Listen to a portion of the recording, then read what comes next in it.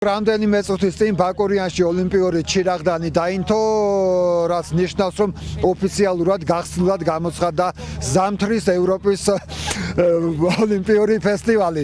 უშუალოდ შეგიბრებები კი დაიწყება ხვალ დილიდან.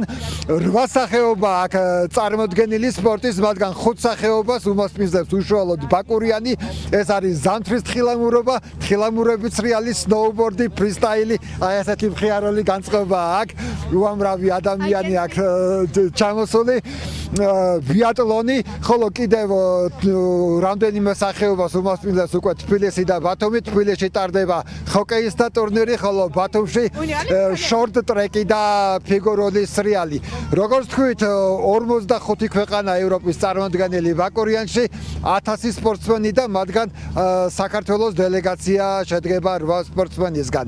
ყველაზე მეტი ამ 8-დან 6 სპორტსმენი ყავს სანთო თხილამურობაში, 4 ვაჟი და 2 გოგონა და თითო სპორტსმენი ყავს ფიგურულ სრიალში და ბიატლონში. აი ასეთია პროგრამა.